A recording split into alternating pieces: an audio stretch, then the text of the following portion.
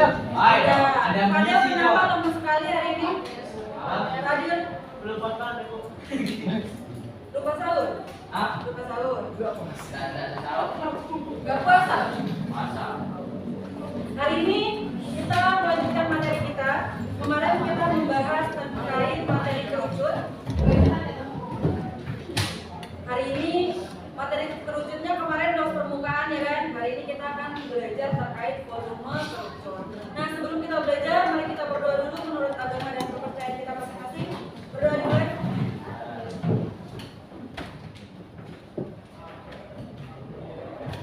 Berdoa coba.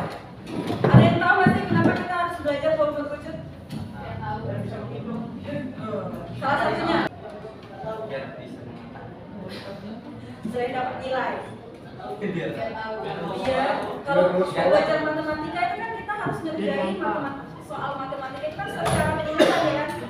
Dari ditulis diketahui dulu, baru langkah 1, langkah 2 sampai semuanya selesai. Nah, kerangka berpikir itu melatih kalian kalau misalnya nanti di masyarakat atau di luar sekolah atau di dalam kelas ketemu masalah, kalian tuh bisa berpikir secara runtut.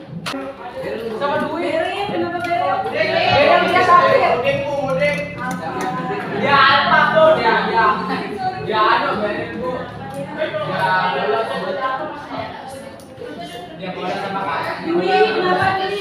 Ya balik Bu. Aku akan pilih kata kelompok. Kata kelompoknya pilih anggota kelompoknya. Kopi.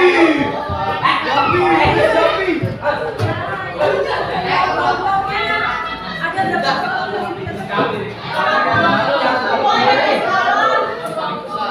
Chandra mana Chandra? Arya Di tato. Tato aja.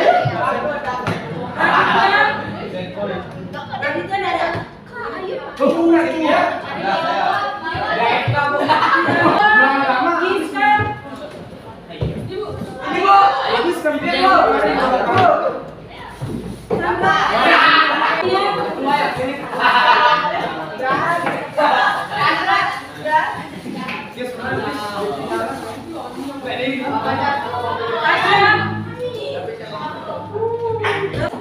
kita akan belajar volume kerucut. Bisa diam dulu. Saya. Hari ini kita akan belajar volume kerucut. Tujuan kita hari ini, pada pembelajaran hari ini, Bu Guru pengennya kalian bisa menghitung volume kerucut, kemudian bisa menyelesaikan masalah kontekstual terkait materi volume kerucut. Jadi ada 2 kompetensi yang harus kalian miliki hari ini. Yang pertama adalah bisa menghitung volume kerucut. Salah satunya yaitu bisa menyebutkan rumus volume kerucut. Nah, yang pertama, kemarin kita sudah belajar ya bahwa kerucut itu bentuknya sangat familiar dengan kehidupan kita sehari-hari. Contohnya seperti yang ada di gambar ini. Ya kan? Ada celorot, makanan khas, kemudian ada tumpeng, dan ada belajar ya bahwa kerucut itu bentuknya sangat familiar dengan kehidupan kita sehari-hari. Contohnya seperti yang ada di gambar ini.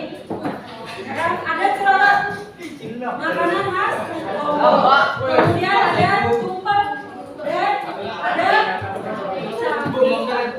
Ini benda-benda yang ada di sekitar kita yang biasa kalian sering lihat. Kayak celorot, kalian sering lihat kan jajanan di pasar itu. Kemudian kalian gimana sih rumus volume kerucut itu? Ada yang tahu nggak dari mana asal rumus volume kerucut? Dari coba kita perhatikan video ini.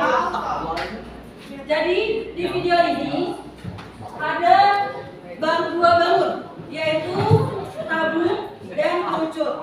Tabung ini memiliki diameter yang sama dengan kerucut dan tinggi tabung sama dengan tinggi kerucut. Kemudian apa relevansinya menurut coba dilihat.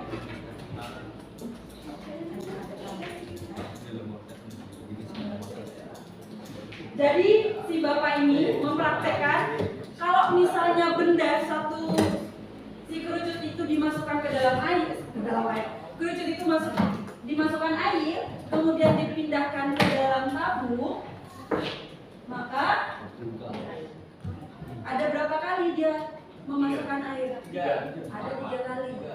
Setelah dilakukan eksperimen, dia masukkan air ternyata dia masukkan air ke dalam tabung itu sebanyak 3 kali. Jadi bisa disimpulkan apa? Apa yang bisa kalian simpulkan? Tabung sama dengan Volume tabung itu, volume kerucut itu sama dengan apa? 3 kali. 1/3 dari volume tabung. Apa volume tabung kemarin? Luas alas kali tinggi. Maka bisa kita tulis volume kerucut itu 1/3 kali dari volume tabung. Atau bisa ditulis 1/3 kali VR kuadrat kali D. Bisa dipahami sampai sini? Bisa. Nah, ini sebenarnya ada materi terpacunya tapi kita tidak perlu bahas, kan? Nah, kita akan contoh soal. Ada yang bingung terkait dapat rumusan tadi? Dapat? Nah, misalnya contoh soalnya seorang penjual akan membuat tumpeng mini dengan diameter 10 cm dan tinggi 14 cm. Melaksanakan games. Seru banget. Ya, kita akan melaksanakan games di mana soalnya itu berurutan dari 1 sampai 5. Kemudian setiap soal itu memiliki tingkat kesulitan yang berbeda-beda. Ada yang mudah sampai ada yang sulit. Jadi sekarang tugas kelompoknya adalah semuanya berlima nih kan? Yang 4 ini Pak. Berarti dikerjakan. Bu Guru sudah buat 5 soal.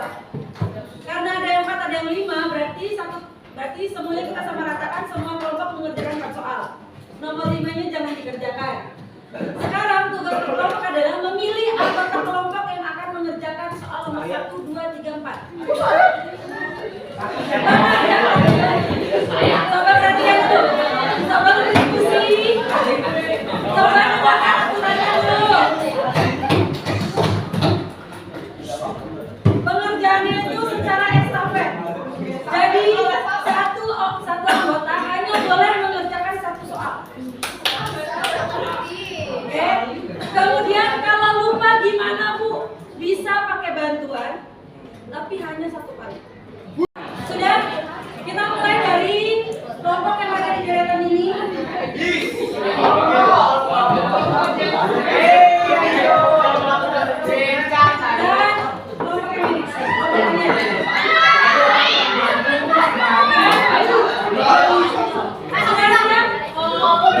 Boleh serahkan orang berada di setiap kelompok. Kelompok 1 dari Giskan, kelompok 2 Gampang, kelompok 3 Chandra, kelompok 4 Tania.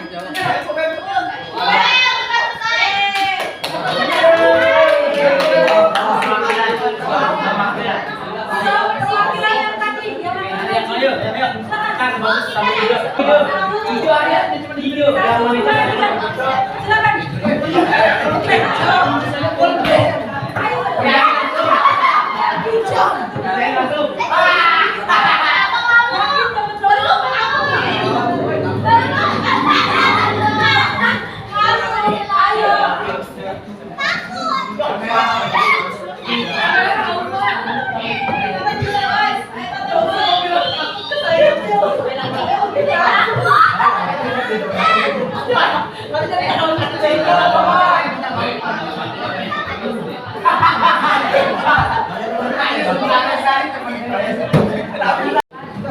kita evaluasi dulu ya.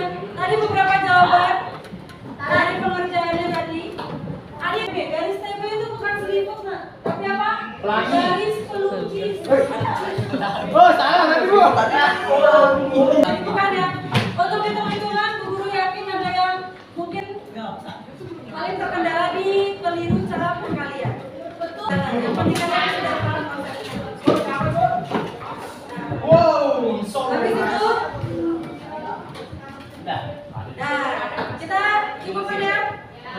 Tapi ada juga yang benar jawaban nomor 1 ini, kelompoknya Tania.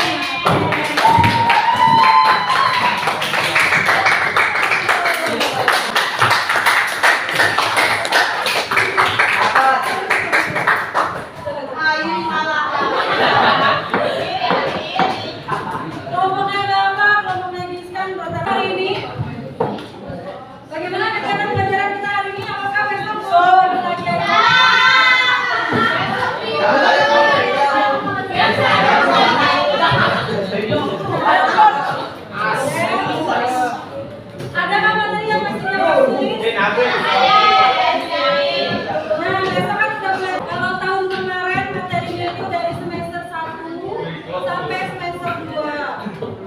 Kalau yang sekarang guru nggak tahu materinya sampai mana, jadi persiapkan. Jadi liburan ini jangan leha-leha karena udah mau ujian sekolah.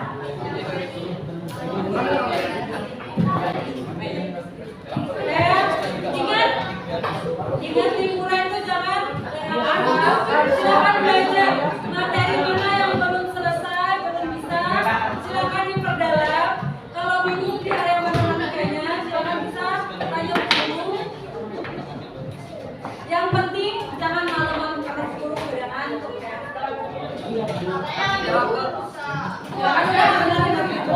Ada pertanyaan sebelum guru tutup? Kalian tanya dari kelas 7 nggak ya Bu? Ini materinya. Kalau pengalaman Bu Guru kemarin, pengalamannya itu soalnya dari semester 1 kelas 3 ini. Jadi materi-materi yang paling sulit dari semester 1 kelas 3 ini sampai sekarang diperdalam lagi, dilihat-lihat lagi materinya, jangan sampai ada yang kelewat dan nggak bisa. Ya. Ada lagi pertanyaan? Oke. Karena hari ini kita terakhir bertemu sebelum Lebaran ya, sebelum cuti bersama sebelum libur. Sebelum hari ini dengan membaca doa bersama. Yang mudik, semoga selamat sampai tempat mudiknya. Yang liburan, nikmati liburannya, jangan lupa belajar. Semangat ya. Akhirnya kita tetap pertemuan hari ini dengan sama-sama membaca doa menurut agama dan kepercayaan kita masing-masing. Semoga